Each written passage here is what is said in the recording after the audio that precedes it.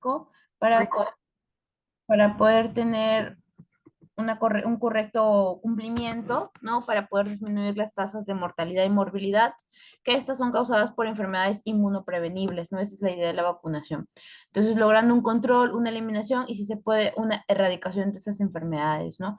Objetivos específicos, vacunar a niños y niñas, adolescentes, adultos, adultos mayores, población vulnerable, población con comorbilidades, ¿no? Y establecer las pautas también para personal administrativo o personal asistencial, que por ejemplo somos nosotros el personal de salud.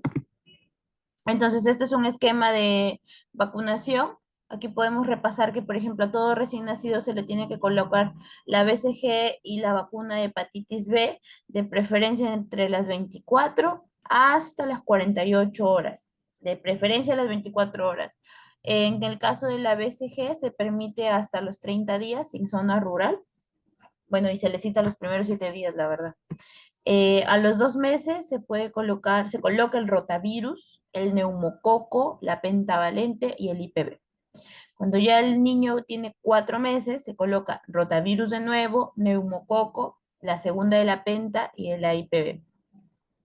A los 6 meses de edad se coloca la tercera dosis de la pentavalente, el IPV y la influenza pediátrica. A los 7 meses, de nuevo se refuerza la influenza pediátrico. Cuando ya cumple un año, se coloca neumococo, influenza pediátrico, SPR y varicela. Cuando tiene 15 meses, se le coloca la antiamarílica y la hepatitis A. Al cumplir 18 meses, se les coloca de nuevo la IPV, que esta es la nueva del 2024, el APO, el primer refuerzo, el segundo refuerzo del SPR, sarampión, paperas y rubiola, y el primer refuerzo de la DPT. Cuando ya el niño o niña cumple 4 años, se puede colocar ya el refuerzo de influenza de adulto, que esta es una vacuna estacionaria, el APO, el segundo refuerzo, y la DPT, el segundo refuerzo. Cuando ya pasa a ser un adolescente, hombre o mujer, entre los 9 a 13 años, se tiene que colocar la BPH, que eso es lo que se hace cuando acude el personal de salud a los colegios. Luego tenemos que cuando, por ejemplo, las mujeres pasan a ser gestantes, se les va a colocar el DPTA, el hepatitis B de adulto, el DT de adulto y la influencia de adulto. Y esto en cada embarazo. Y en los adultos mayores de 60 años a más, se tienen que colocar la influencia estacionario, el neumococo, la antiamarílica y sus refuerzos de SPR. ¿Ok? Entonces, este es el esquema de las vacunas, el esquema regular, que está constituido por 18 vacunas. Hay que recordar que las vacunas pueden ser activas, pueden ser inactivas, pueden ser simplemente toxoides, o pueden ser recombinadas, ¿no? Por ejemplo, la BCG es una vacuna viva atenuada. ¿Ya? ¿Y cuál es la importancia de saber cuál es viva, cuál es atenuada, cuál es inactiva? La importancia de esto es el saber en qué pacientes usarla o no, porque, por ejemplo, pacientes con VIH o bebés que nacen de una madre VIH y que luego se les hacen las pruebas y son VIH positivo, no le podemos aplicar las vacunas de virus vivo atenuado. ¿Por qué? Porque hay un riesgo de que desarrollen la enfermedad. Entonces, por eso es importante saber la composición de la vacuna, ¿no? Por ejemplo, a la BCG es una vacuna viva atenuada, entonces hay que tener cuidado en pacientes con inmunosupresión. Hepatitis B es una inactiva. La pentavalente tiene vacuna viva inactiva de bordetela, pertussis, toxoide diptérico y tectánico. Tiene un antígeno de superficie del virus de la hepatitis B y el polisacárido conjugado del Haemophilus influenza tipo B, perdón. El polisacárido conjugado es como que un polisacárido, usualmente un derivado de los carbohidratos de la glucosa, que es sacado del Haemophilus para que lo pueda reconocer luego las células de defensa de nuestro cuerpo. Eso es un polisacárido. La difteria y los tétanos, o sea, el DT pediátrico, es una mezcla de la anatoxina, esto está compuesto por toxinas, anatoxina diftérica purificada y la anatoxina tetánica, o sea, el DT. La influenza tipo B es una vacuna inactiva compuesta por polisacáridos conjugados. El antipolio también es inactiva, es un virus inactivado. El antipolio oral, el APO o el SABI, es un virus vivo atenuado. Entonces, estos están contraindicados en niños con VIH positivo. Rotavirus es un virus vivo atenuado. La antineumocócica es una vacuna inactiva porque está compuesta por un polisacárido conjugado, o sea, una pequeña parte, pequeña molécula de dicho virus o bacteria. El sarampión, la rubiola y la parotiditis, o sea, el SPR, es un virus vivo atenuado. La varicela es un virus vivo atenuado. La fiebre amarilla es un virus vivo atenuado. El toxoide, el DPT, perdón, la parte de T es un toxoide y la parte P es inactiva. La difteria y el tétanos, el DT de adultos, también es un toxoide. La difteria y tétanos de embarazadas, el DPTA, es un toxoide y es una parte acelular de la pertusis. La hepatitis A es una vacuna inactiva. Absorbida, ¿por qué? Porque se les dan por vía oral a los niños. El virus de papiloma también es inactivo, pero es recombinante. Y la influenza también es inactiva. Entonces, ¿cuál es el esquema de vacunación en menores de 5 años? Esto es importante que lo sepan, más aún los que están dedicándose o trabajando en la parte de inmunizaciones. Si pueden, lo pueden tomar una foto o ya luego cuando tengan las diapositivas, pueden imprimir esta diapositiva para que lo tengan siempre a la mano, ya sea en su consultorio o en el celular para que revisen cuál es la vacuna que corresponde según la edad. Entonces, a todo recién nacido se le tiene que colocar la BCG, que es la vacuna que previene las formas severas de una infección por tuberculosis. Y la vacuna del virus de hepatitis B. También se les tiene que colocar esto. ¿Por qué? Porque la hepatitis B es una enfermedad de transmisión vertical por la cual el bebé puede adquirirla al pasar por el canal de parto. Entonces se colocan estas dos. La dosis es única de estas dos vacunas. En menores de un año la vamos a dividir 2 meses, 4 meses, 6 meses y 7 meses. Cuando el paciente tiene 2 meses, se le va a aplicar las primeras dosis de la pentavalente, la antipolio inactiva inyectable, IPV, la vacuna contra el rotavirus y el neumococo. Al cumplir ya los 4 meses, se le va a colocar la segunda dosis de la pentavalente, de la antipolio inactiva inyectable, del rotavirus y del neumococo. Cuando ya tiene 6 meses de vida, se le va a colocar la tercera dosis de la pentavalente, la tercera dosis del IPV, del antipolio y la primera dosis de la influenza pediátrica. Cuando tiene 7 meses, se coloca la segunda dosis de la influenza pediátrica. Al cumplir un año de edad, cuando tiene 12 meses, el día de su cumpleaños, se le va a colocar la primera dosis del SPR, que está compuesto por sarampión, papera y rubiola, la tercera dosis del neumococo, la dosis única contra la varicela y una dosis única de la influenza pediátrica. Al cumplir 15 meses, se le coloca la antiamarílica, dosis única, y el virus de la hepatitis A también en dosis única.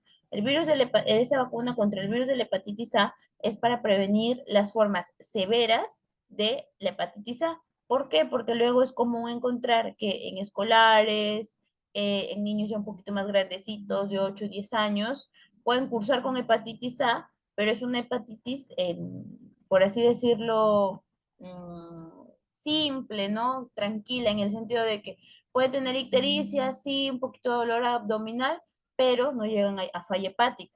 ¿Por qué? Porque la mayoría de los niños, por no decir todos, están cubiertos con la vacuna del virus de hepatitis A. Por eso es que no vemos casos severos de hepatitis A.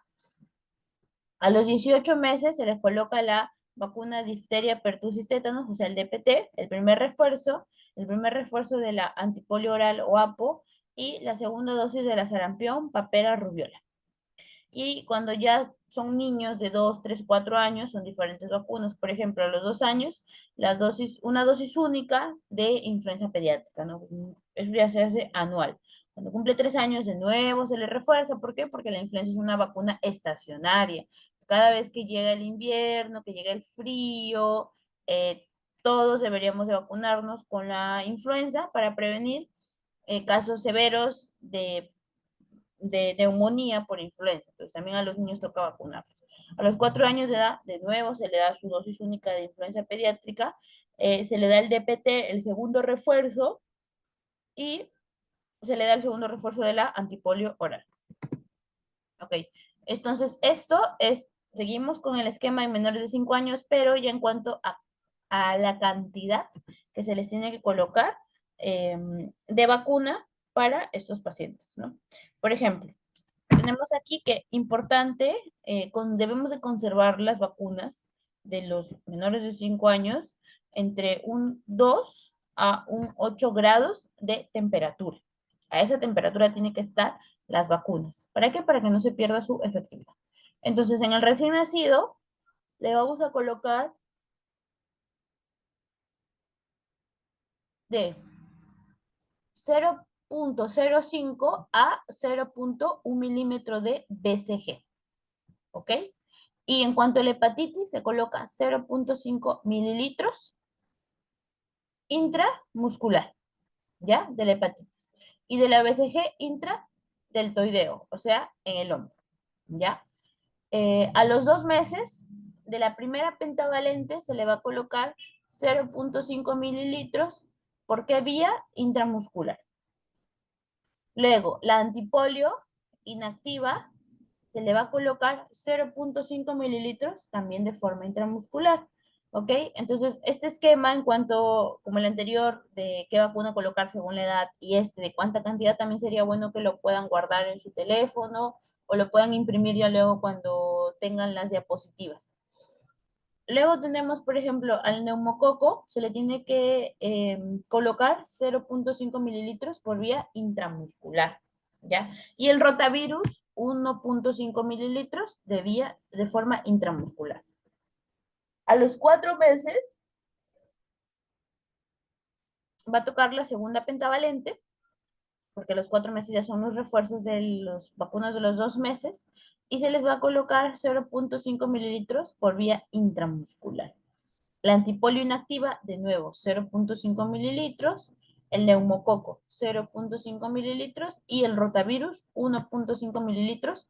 Todas esas 4 vacunas de forma intramuscular. Cuando cumpla 6 meses, se le va a colocar la tercera pentavalente, 0,5 mililitros intramuscular. El IPV, que es el antipolio inactivo, 0,5 mililitros intramuscular. Y la influencia pediátrico, 0,25 mililitros intramuscular. El refuerzo de la influenza pediátrico es 0,25 mililitros de forma intramuscular. Al año, el neumococo, 0,5 mililitros intramuscular. La influenza pediátrico, 0,25 mililitros intramuscular.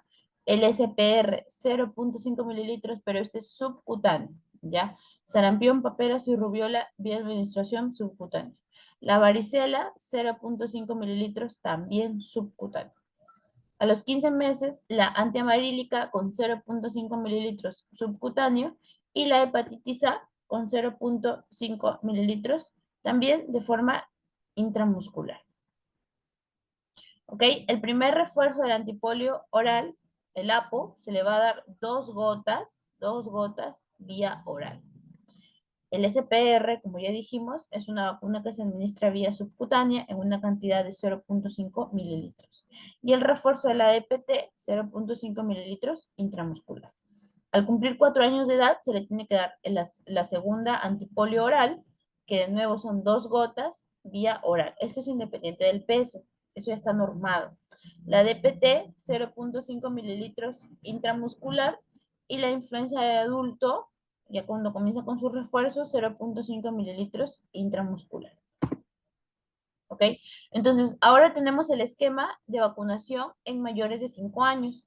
Aquí encontramos vacunas como el VPH, como el neumococo, SPR, fiebre amarilla, hepatitis B, DPTA y DT adulto. Entonces, por ejemplo, para pacientes de 9 a 13 años, sean hombres o mujeres, vamos a colocar el VPH. ¿Ya? Eso es lo que usualmente se hace en los colegios cuando se hacen los barridos. El neumococo es para todo paciente de 5 a 59 años, incluyendo adultos mayores. Y dentro de este grupo también están los pacientes con comorbilidades y el personal de salud, ¿ok? El SPR, según el contexto epidemiológico, por ejemplo, se suelen aplicar en zonas de fronteras, en aeropuertos o cuando hay un viajero que va a ir hacia una zona de riesgo o de mucha enfermedad, de mucha exposición. Y en los adultos mayores es una dosis única de SPR. La fiebre amarilla, igual, viajes internacionales o viajes nacionales aquí en Perú, por ejemplo, cuando se va a la selva, siempre es bueno vacunarse la fiebre amarilla. La influencia del adulto, esta se va a dar.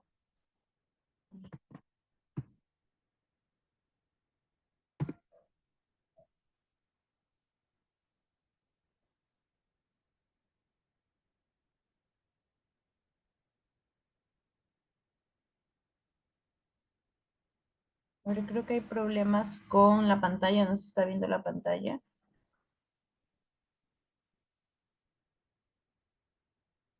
Allí se ve la pantalla.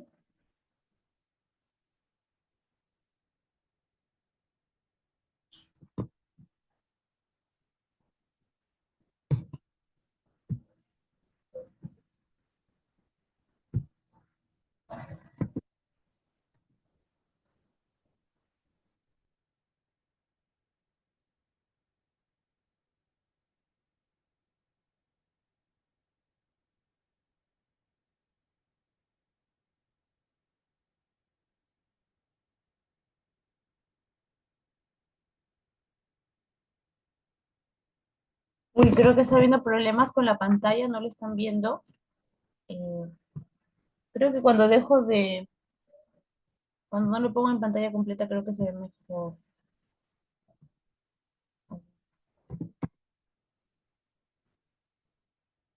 Ya estamos en esta diapositiva. A ver, allí en pantalla completa se ve.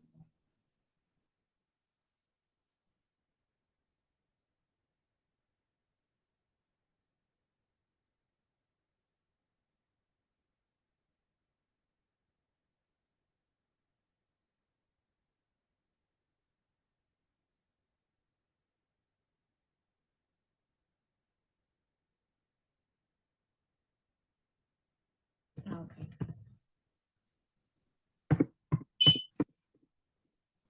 Ya, creo que ahí ya se ve entonces, ¿no?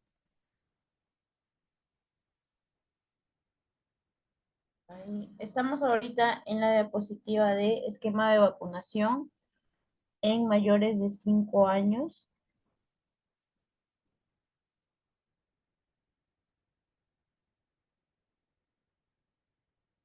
Bueno, de igual forma, las diapositivas que no se han podido estar viendo, ya luego cuando tengan el material a la mano, pueden repasarlo nuevamente con el video, ¿no? Porque todo lo que estoy explicando también está basado en la diapositiva para que también ustedes puedan repasar.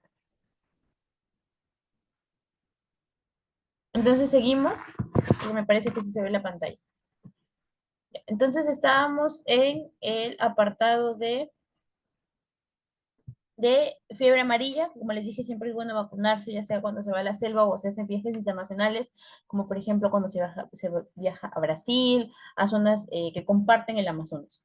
La influencia de adulto en grupos de riesgo, como por ejemplo pacientes con morbilidades, esto se vio mucho en la pandemia, cuando se priorizaron a los pacientes que tenían comorbilidades como hipertensión, diabetes, enfermedades huérfanas, etcétera, a quienes se les vacunaba primero, ¿no? Entonces, ese mismo grupo, obesidad, etcétera, entra para poder recibir esta influenza. Personal de salud también, recuerden, personal de salud tiene que vacunar con tiene que colocar todas las vacunas, y en el adulto mayor una vez al año.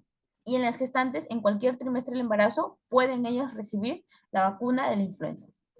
La hepatitis B, para todo paciente de 16 a 59 años, pacientes con comorbilidades, personal de salud, grupo de riesgo, siempre y cuando no recibieron un esquema primario. Aquí entran, por ejemplo, eh, personas, hombres o mujeres, que son trabajadores sexuales, también se les puede vacunar para prevenir que se contagien. Y en gestantes, en cualquier trimestre del embarazo. El DPTA es una vacuna que se coloca únicamente en gestantes cuando ellas tienen entre 20 y 36 semanas de gestación. Y el DT adulto se puede colocar desde los 7 años si es que no recibieron la vacuna en su esquema primario, o sea, si es que dentro de los primeros 5 años de vida no recibieron la DT adulto, lo pueden recibir a partir de los 7 años. Y en gestantes, en todas aquellas que cuando se hace el diagnóstico de embarazo, me refieren no haber recibido una dosis previa. Entonces, ¿cuáles son las actualizaciones y las características de vacunas del esquema nacional? Tenemos que, por ejemplo, la BCG se va a colocar en todo recién nacido con un peso igual a o mayor a 1.500 gramos. Y se debe de administrar la dosis dentro de las 24 primeras horas de nacido, ¿ya? Si es que no la recibe dentro de las primeras 24 horas, se debe de administrar la dosis correspondiente lo antes posible durante el primer año de vida. Y esto es más que todo en zonas rurales que pues las personas no suelen tener mucha afinidad por vacunar a sus niños o que a veces las personas dan pues a luz, dan parto en su propia casa y no van a la posta, etc. ¿Ya? ¿Cuáles son las contraindicaciones de la BCG? El peso menor a 1.500 gramos. Si pesa menos de 1.500 gramos, no se debe de vacunar, no se debe de colocar la BCG.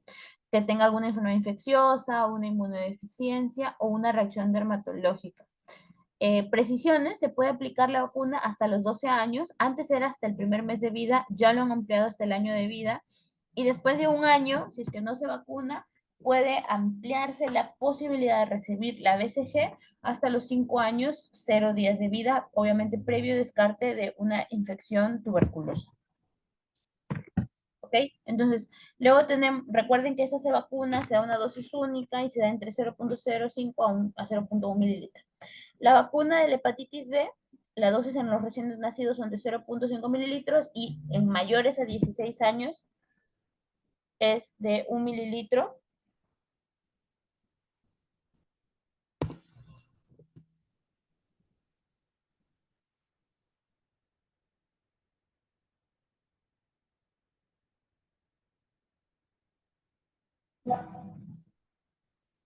Ya, entonces estamos en esta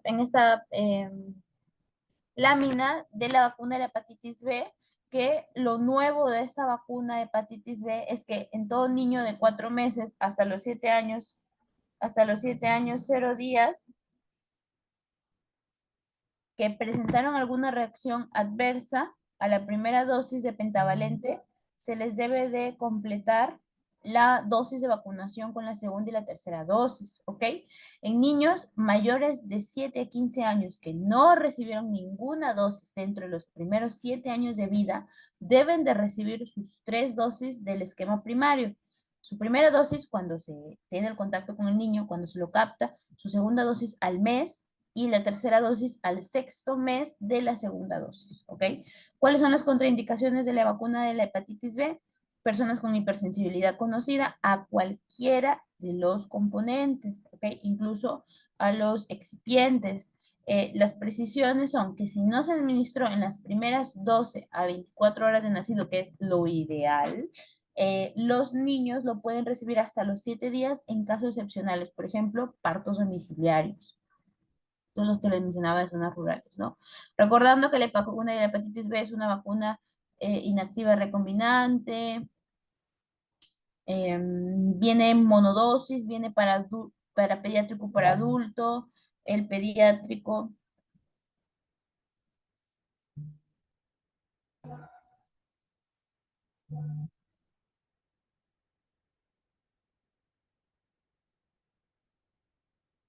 el pediátrico viene en un frasco de 0.5 mililitros, que esto es lo que se le administra. Esto es lo que se le administra, luego tenemos lo de adulto, que viene en 1 mililitro. Y estos también se dan recién nacidos con un peso igual o mayor a 1.500 gramos. ¿Ya? Entonces seguimos.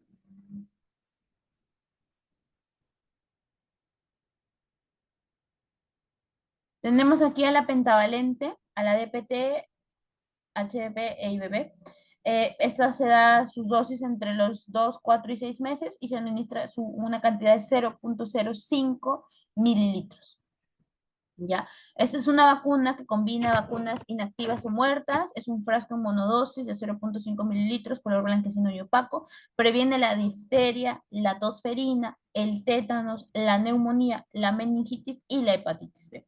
Aquellos niños que no cumplieron con su esquema primario lo pueden completar hasta los 7 años y 0 días de vida. ¿Ok? Obviamente eso tiene unos efectos secundarios, no propios de la aplicación, como dolor, enrojecimiento, induración, alta térmica e irritabilidad. ¿Cuáles son las contraindicaciones de la pentavalente? Que en todo niño mayor de 7 años o niños con reacción alérgica a dosis previas de la vacuna no se les puede administrar, ¿ya? Entonces se tiene hasta los 7 años de vida para colocarse la pentavalente. Hay que recordar que la vacunación se inicia desde la captación y se administra con un intervalo mínimo de 4 semanas hasta los menores de 7 años. La IPV, que se da en una dosis de 0,05 mililitros, es una vacuna de virus inactivado, viene en un inyectable para el virus inactivado de la polio, es una monodosis de 0,5 mililitros y previene la poliomielitis, que en esos últimos años, gracias a la vacunación, ya no se tienen muchos casos. A partir del 2023 se incorpora el esquema de 3 dosis, 2, 4 y 6 meses, pero a partir del 2024 con la nueva norma técnica se ha incorporado el esquema de 4 dosis, 2, 4, 6 y 18 meses es la aplicación de esta vacuna. Ok, ¿cuáles son las contraindicaciones? ¿En qué pacientes no las puedo colocar? En todo aquello, en toda paciente que refiere a alguna reacción alérgica a las dosis previas de la vacuna o que tiene reacción alérgica a alguno de sus componentes. En casos de interrupción, en casos de hacer una interrupción en el esquema, se va a iniciar desde la captación y se va a administrar 3 dosis con un intervalo mínimo de 4 semanas hasta los 4 años 0 días. La vacuna de la APO que se da vía oral, que son 2 gotitas vía oral, esta está compuesta por un virus vivo atenuado. La suspensión oral viene un frasco de hasta 10 dosis y previene también la poliomielitis. ¿Ok? Se da la primera dosis a los 6 meses, pero esta es reemplazada por la IPV en el 2023. Estos ya son cosas de actualizaciones de las normas técnicas. O sea, en el 2024 se añade la primera dosis de refuerzo a los 18 meses, pero que esta es reemplazada por la IPV. Y para el año 2024 solo se usará una dosis de refuerzo de APO a los 4 meses. ¿Ya? ¿En qué pacientes no lo indico? En aquellos que tengan alguna inmunodeficiencia personal, aquí entran los pacientes VIH, los niños, bebés diagnosticados de VIH por madre VIH, niños con algún tratamiento supresor, alguna enfermedad inmunológica que los hace que tomen corticoides y los inmunosuprima. Y recordar que iniciada la captación se tiene que aplicar el refuerzo de acuerdo al cumplimiento del esquema hasta que tengan menos de 5 años. La neumococo, ya dijimos, es una vacuna conjugada, es un frasco monodosis, se inicia a los 2, 4 meses y un año, en pacientes desde los 5 hasta los 16, 60 años con comorbilidad también se puede vacunar. ¿Qué comorbilidades están detalladas dentro de la norma técnica? La enfermedad pulmonar crónica, pacientes nefrópatas, cardiópatas, diabetes, alguna hemoglobinopatía, infección por VIH, síndrome de Down, neoplasia, pacientes sin vaso, esplenectomizados e inmunosuprimidos.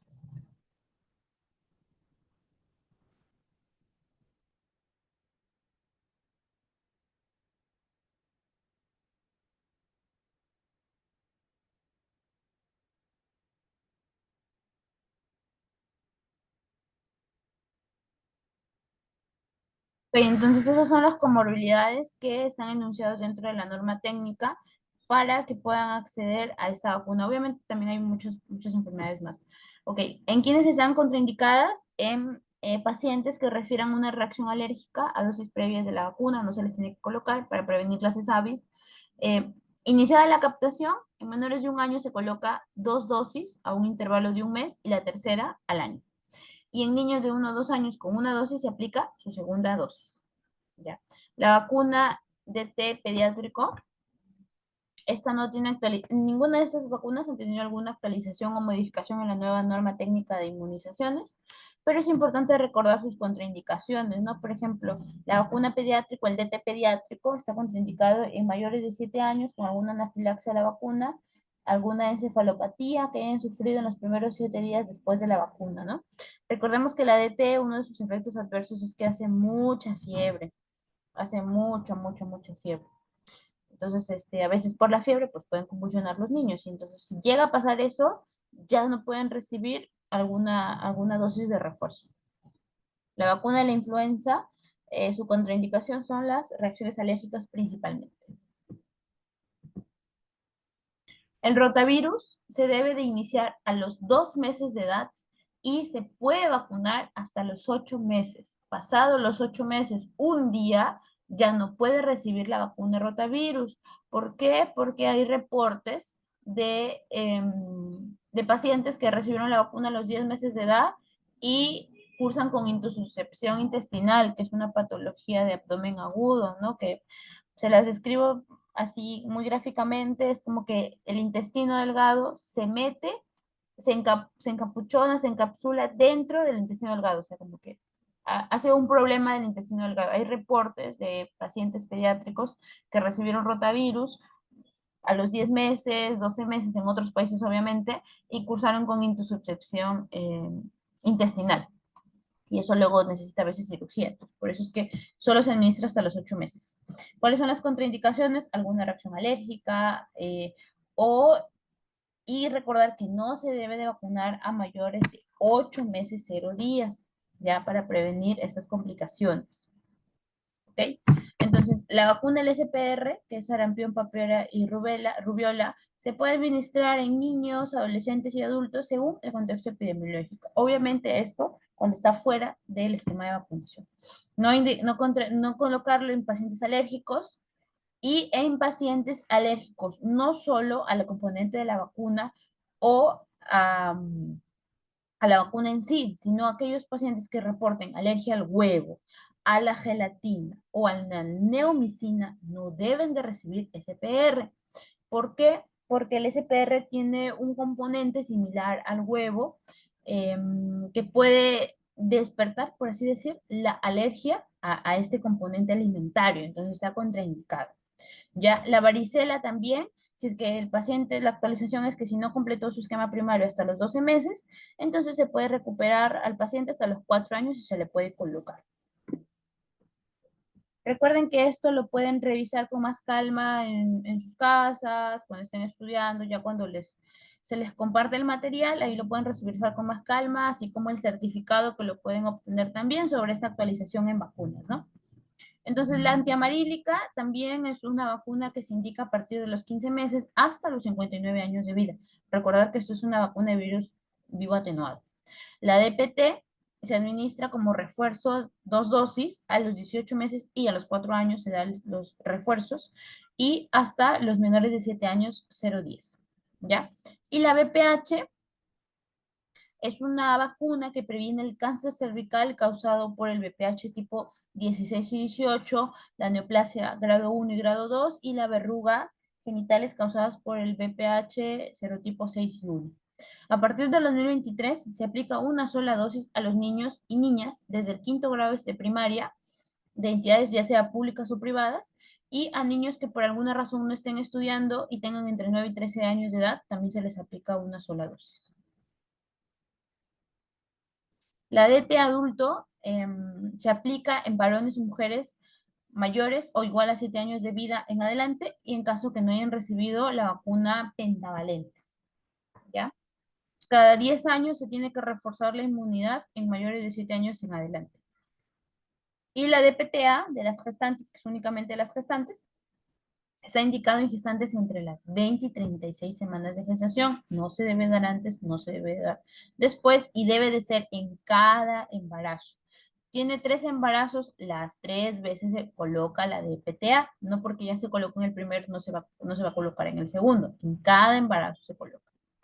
¿Ya? Tiene efectos adversos, algunos reportados como dolor, eritema e hinchazón de la propia zona de aplicación, algunos pueden reportar alza térmica, dolor de cabeza, vómitos, diarrea y malestar general, ¿no? Y no se debe colocar en aquellos que reporten alergias. La hepatitis La vacuna de la hepatitis A es una vacuna inactivada. Esta se aplica una sola dosis de 0,5 mililitros intramuscular a los 15 meses de edad. Esta es una nueva vacuna, recién está colocada en la nueva norma técnica. ¿Ya? ¿Cuáles son los efectos? Puede haber un dolor local, se puede poner un poco dura la piel, puede haber pérdida de apetito, ¿no? Somnolencia, cefalea, un poquito de fiebre también puede haber. ¿Ya? Y se tiene que conservar entre los 2 a 8 grados de temperatura y mantenerse protegida de la luz. Y ni bien se saca, se tiene que usar. Y la influenza, en esta no ha habido mucha actualización a esta norma técnica, se sigue manteniendo como tal. Recordar que la influenza tampoco se tiene que colocar en personas con alergia a las proteínas del huevo, ni a lactantes menores de 6 meses. ¿Ok? Y también se puede aplicar a las gestantes en cualquier trimestre de la gestación. Entonces, ahora un poco sobre las vías y técnicas de administración de las vacunas.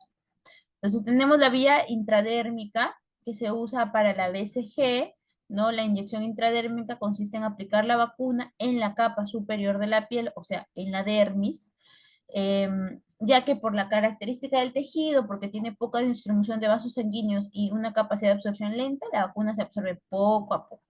En este caso, aquí podemos ver cómo están colocando la aguja en un ángulo de 15 grados para poder colocar la BCG.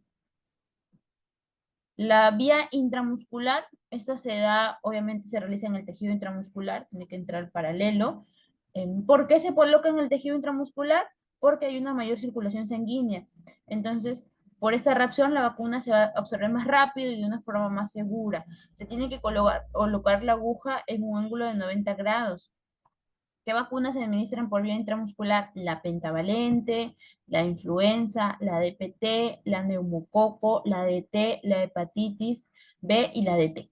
¿Ya? En menores de 2 años que necesiten o que se les tenga que colocar una vacuna intramuscular, se les va a colocar en el músculo vasto externo del muslo, ya más o menos a este nivel. Aquí se encuentra el músculo, el vasto externo del músculo, ya la cara lateral del músculo más o menos a este nivel. ¿Ven? Y ya en mayores de 2 años ya se coloca la vacuna en el músculo deltoides. En el deltoides también intramuscular a 90 grados. Tenemos la vía subcutánea, que es la administración de la vacuna por debajo de la piel, aquí más o menos a un ángulo de 45 grados, en el interior del tejido subcutáneo y se administra en la parte superior externa del brazo, a nivel también del deltoides, ¿ya? El deltoides también vamos a hacer el intramuscular, como vimos en la lámina anterior, y también la vamos a hacer cuando es vía subcutánea. Y se tiene que colocar la aguja a un ángulo de 45 grados, como podemos ver acá. ¿Y qué vacunas se administran por esta vía? Tenemos al SPR, al SR, a la varicela y a la fiebre amarilla. ¿Ok? La vía oral queda, pues para vacunas administradas por vía oral, ¿no? Más o menos vienen así, con goterito. Como vimos, la rotavirus son 2 gotitas. La polio oral, la rotavirus y la Sabin, la polio oral Sabin se administran de esta forma, ¿no? Por gotero. Entonces, ahora repasando un poco más sobre el esquema de vacunación de las gestantes, ¿ya? Entonces, en el embarazo vamos a tener diferentes vacunas que se tienen que colocar. Por ejemplo, en el embarazo a cualquier edad gestacional se le tiene que colocar la influenza. ¿Cuántas dosis? Una dosis nada más de influenza. En el embarazo, a cualquier edad gestacional, si es que no están vacunadas o no tienen un esquema previo, se les va a colocar hepatitis B.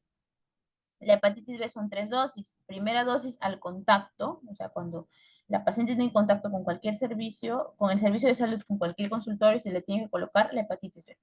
La segunda dosis al mes de la primera dosis, ¿ya? Y la tercera dosis al mes de la segunda dosis. O sea, durante 3 meses mensual se le tiene que colocar la hepatitis B. Y esto puede coincidir también con sus controles gestacionales. Luego, al primer contacto con el servicio de salud, independientemente de la edad gestacional, se le tiene que colocar la DT. Recordemos que es una dosis en cada gestación. La segunda dosis se puede dar entre las 20 y 36 semanas y se tiene que tener en cuenta que debe de haber un intervalo mínimo de 4 semanas para las dosis. Y cuando se dice que es una vacunación incompleta, o cuando tenemos pacientes con vacunación incompleta, se debe de completar sus vacunas, una de las cuales debe ser la de PTA a las 20 y 36 semanas, ¿ya?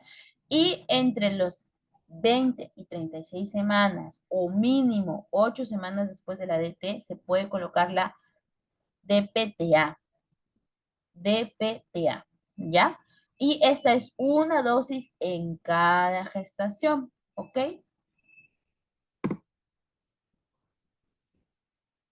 Entonces, tenemos el esquema de vacunación interrumpido o inoportuno, que es básicamente que el paciente dejó de venir a los controles, dejó de venir a las vacunaciones. Entonces, ¿qué debemos de hacer en este caso? Si tenemos un paciente con un esquema interrumpido, un esquema inoportuno, se debe de continuar con el esquema sin considerar el tiempo transcurrido desde su última dosis, ¿ok? No es necesario reiniciar esquemas. Para vacunar a una persona sana no se requiere indicación médica. Esto lo puede hacer enfermería con la total independencia de saber qué vacuna o qué vacuna colocar. ¿Okay? No necesita una orden para volver a iniciar el esquema para colocar tal vacuna, porque esto es algo propio del servicio de enfermería. ¿Ya? Y en el caso de vacunación en comunidades indígenas o alejadas debe de ser flexible. ¿Por qué? Porque, bueno, los que han hecho servicio rural o han trabajado por esas zonas saben que es un poco complicado que los pacientes acepten, porque quizá debido a la falta de educación, de acceso a información, al no saber qué es lo que le están colocando o al tener reacciones adversas como fiebre, dolor de cabeza, piensan que lo que les están colocando es algo que los está dañando, cuando no es así. Entonces debemos de ser más flexibles con ellos, comunicar más, educar más a ese tipo de población, a todos en general, pero hacer más hincapié en ese tipo de comunidades. ¿Por qué? Porque necesitan todos recibir la vacunación. ¿Ok? Entonces, recordar que la vacunación es una base sólida para la salud a lo largo de la vida. Y bueno, gracias por su atención. Recuerden que ya luego ustedes lo pueden revisar con calma todo este material porque me parece que han habido láminas que no las han podido ver completamente. Si hay alguna duda la pueden dejar mientras preparo unas láminas sobre cadena de frío.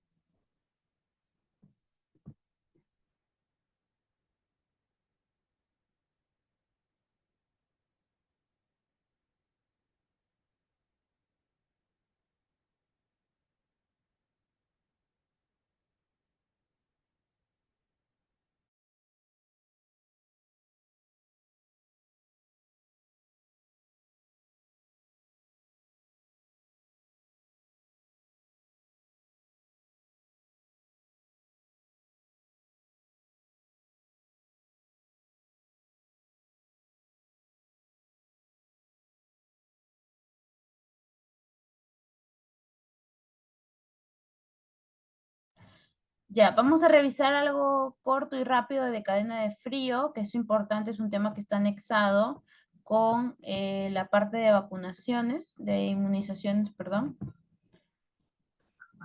Ok, entonces la cadena de frío igual está regulado por una norma técnica del MINSA sobre el manejo de la cadena de frío en las inmunizaciones, ¿no? Entonces con esta lámina vamos a intentar resumir todo. Entonces, esta norma técnica plantea un conjunto de normas y procedimientos que van a asegurar el correcto almacenamiento y distribución de las vacunas de los servicios de salud desde el nivel nacional hasta el nivel local. ¿Por qué? Porque sabemos que todo empieza con el laboratorio que produce las vacunas. Entonces, el laboratorio produce vacunas, ya sea a nivel nacional o internacional. Estas son transportadas mediante transporte aéreo.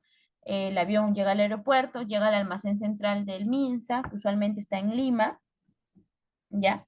Esto es distribuido por vía terrestre hacia un almacén regional o distrital, dependiendo de cada direza o jereza.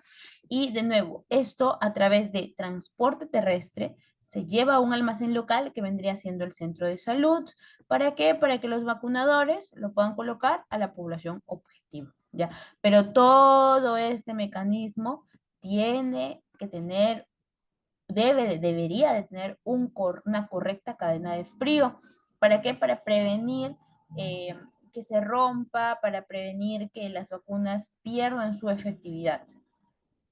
¿Ya? Entonces, ¿cuál es la finalidad? Contribuir al control, a la eliminación y a la erradicación, obviamente, de las enfermedades prevenidas por vacunas, optimizando todos los procedimientos de cadena de frío como un elemento indispensable para lograr la protección a la población.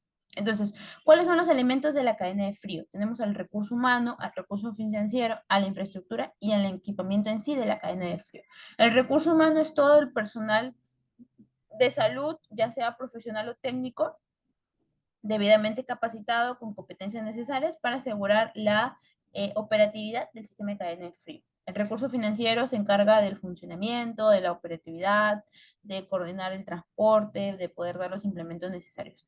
Las infraestructuras son los almacenes y las vacunas que deben de cumplir obligatoriamente las condiciones técnicas apropiadas de áreas físicas y del sistema eléctrico para que se puedan instalar estos equipos.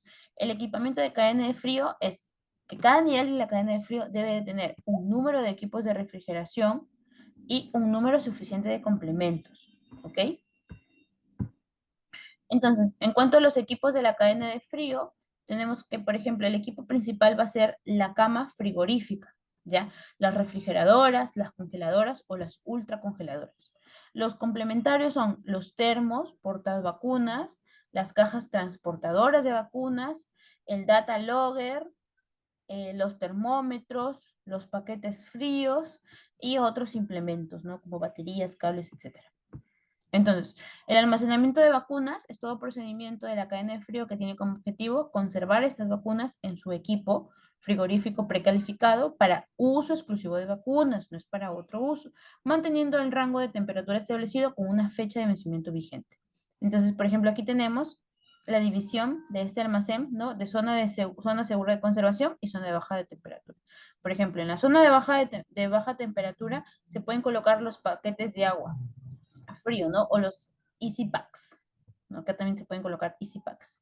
Y en la zona segura de conservación también se pueden colocar Easy Packs, pero aquí llaman las vacunas en este orden. Por ejemplo, SPR, BPO, tétanos, BCG, DT, hepatitis B, etcétera. ¿Ya? Entonces, seguimos. ¿Cómo se deben de conservar? Como ya dijimos, la temperatura tiene que estar entre 2 a 8 grados de temperatura, ¿ok? Se deben de verificar y almacenar correctamente las vacunas y se debe de evitar el contacto directo con los frascos, o sea, que se esté destapando a cada rato los termos, eso no está bien porque pierde temperatura. Entonces, en cuanto a temperatura y tiempo de almacenamiento de vacunas por niveles en equipos, por ejemplo, el adecuado almacenamiento de las vacunas tiene como objetivo asegurar la potencia inmunológica de las vacunas. ¿Ok? Entonces, número uno, los equipos de cadena de frío adquiridos para vacunas son de uso exclusivo para almacenamiento de vacunas de uso humano, ¿ya? Está terminantemente prohibido en todos los niveles, almacenar junto con la vacuna de uso humano algún medicamento, algún reactivo, alguna muestra de laboratorio o vacunas que no son de uso humano o incluso alimentos o bebidas.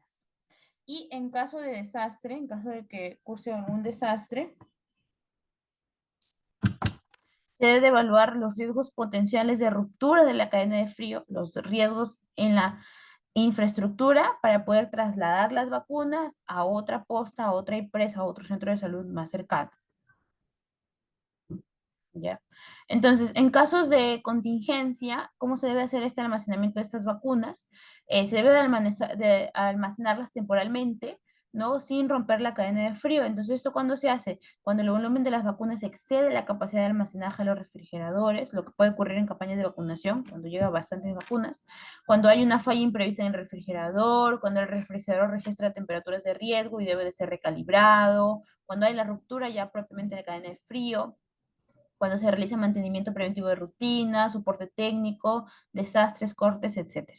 ¿Ya? Entonces, cuando esto pasa, debemos de dejar los paquetes fríos de agua en una mesa, dejarlos sudar hasta escuchar que el agua se mueva levemente cuando se agita el paquete. Y el tiempo va a depender de la temperatura ambiental, ¿ya? Y esto ya luego se usa para poder colocarlos en los termos. Entonces, ¿cómo calculamos cuánto de capacidad podemos almacenar las vacunas? ¿Ya? Este cálculo va a permitir determinar cuál es la necesidad real de equipos que se requiere para poder almacenar y conservar adecuadamente las vacunas programadas de acuerdo al esquema, ¿no? Se determina por cada tipo de vacuna, según la presentación, dimensión del empaque, número de frascos, número de dosis y población programada a vacunar. Entonces, el cálculo de paquetes fríos. Los paquetes fríos congelados cada 24 horas se almacenan solo hasta el 75% de su capacidad total. El almacén para el transporte de vacunas debe tener 3 juegos de paquete frío por el número de cajas transportadas durante el envío. Esto es importante. Y el nivel operativo debe contar con 3 juegos para termos por vacunas y 2 para caja transportadora. ¿Ok? Entonces, ¿cómo vamos a hacerlo de la cadena de frío? ¿Ya? Procedimiento para congelar los paquetes de agua fría. Debemos de preparar los paquetes fríos siguiendo las siguientes indicaciones. El paquete frío debe de llenarse con agua solo hasta la línea señalada como nivel de llenado. Nunca se tiene que llenar al 100% de su capacidad. Ya debido a esto, porque hay una propiedad física del agua de expandirse cuando se congela. Entonces, esto podría ocasionar una deformación o una ruptura del paquete frío. Se debe sacar los paquetes fríos de agua antes de ser introducidos al congelador. El tiempo mínimo de congelación de los paquetes fríos es de 24 horas, dependiendo del volumen de cuánto se va a congelar. Y los paquetes fríos son congelados por más de 3 días, pueden permitir mantener la temperatura por más horas. Entonces es importante que el uso de paquetes fríos eutécticos, ya que estos tienen conservante en gel, y otros compuestos químicos y no agua, ¿no? Entonces, ¿cómo se prepara? Se debe retirar los paquetes fríos de la congeladora, se deben de colocar sobre una superficie o mesa canalada para facilitar su descongelación homogénea del paquete por ambos lados para que no se pierda. Se debe de esperar el tiempo necesario hasta que el paquete frío se descongele y se debe de agitar, se debe de ver, ya, cuando ya se agite se tiene que ver cómo se mueve el agua lentamente dentro del paquete frío. ¿Ok? Se debe colocar los paquetes fríos en el termo portavacunas o en la caja transportadora previamente secados y en el interior un vaso de plástico suficientemente grande donde se va a colocar el termo y el data logger. Se debe esperar el tiempo necesario hasta que se registre la temperatura adecuada, de 2 a 8 grados, como ya hemos venido mencionando. Debido a que la preparación del termo portavacunas y caja transportadora toma su tiempo, se deben de tomar todas las precauciones a fin de que no afecte la atención a las personas. Es por eso que siempre se tiene que tener un programa de vacunación, un calendario de actividades para que el servicio de enfermería pueda saber cuándo hacer esta congelación, porque demora, pues, ¿no? El procedimiento de preparación ya se va a ver de una forma gráfica, ya cuando tengan el material, y no se debe de forzar la adecuación de los paquetes fríos. Entonces, no se deben de colocar los paquetes fríos en recipientes de agua para acelerar su descongelación. No se deben de lavar en corrientes de agua para acelerar su descongelamiento. Ni se deben de exponer a fuentes de calor, porque esto lo que va a hacer es dañarlos. Aquí les tengo un video preparado para que lo puedan ver mejor, esta parte. El siguiente video busca ilustrar el proceso de alistamiento y embalaje para el transporte de vacunas del programa ampliado de inmunizaciones PAI. Para el transporte de vacunas y la perfecta conservación de la cadena de frío, se debe tener un adecuado proceso de embalaje. Para esto, es necesario contar con paquetes fríos de agua que deben ser almacenados en equipos de congelación previa al alistamiento. Estos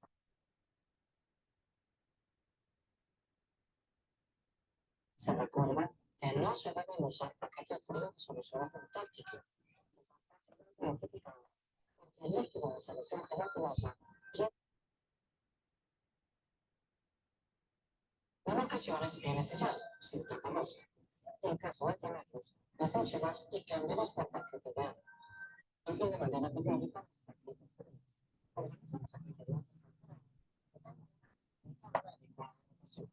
tenga en cuenta que la temperatura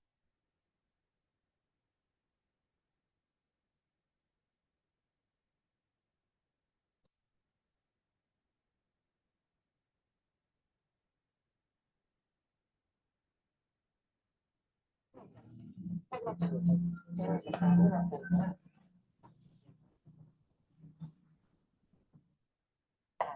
Nunca debe estar por debajo de los 0 grados centígrados. Para que se note la temperatura, deje reposar los paquetes fríos en la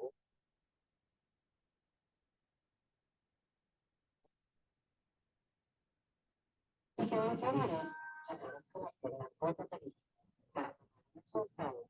Agite el paquete hasta su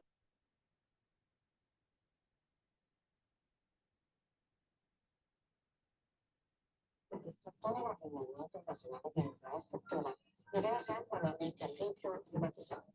Una vez se cumplan todas las recomendaciones, los pacientes fríos pueden ser elegidos de los termos o cajas térmicas que deben contar con calidad PQS.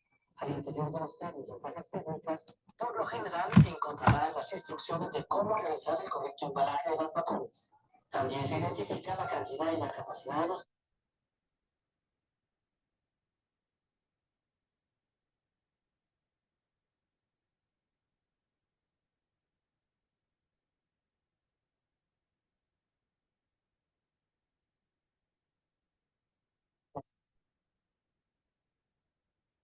vehículos a uso climatizado. Entre los avances en todas las reformas de Colombia, se está fortaleciendo el componente de transporte por medio del uso de vehículos refrigerados para el traslado de vacunas. Ok, ese es un video del Ministerio de Colombia, pero se comparten los procedimientos para poder hacer este transporte de vacunas, ¿no? Vacunas, sus componentes, etcétera. Entonces, esto sería todo referente a lo del esquema de vacunación y cadena de frío. Si hubiera alguna duda, me la pueden dejar para poder responderlas. Y si no habría ninguna duda, recuerden que el material ya lo pueden revisar con más calma en su tiempo libre, ya cuando se puedan ustedes tener el material complementario de las diapositivas, así como los certificados a los que pueden acceder para poder mejorar su currículum, para postular a trabajos, etcétera, ¿no? O para la propia universidad, quienes son universitarios. Entonces, creo que no hay ninguna duda, no hay ninguna pregunta.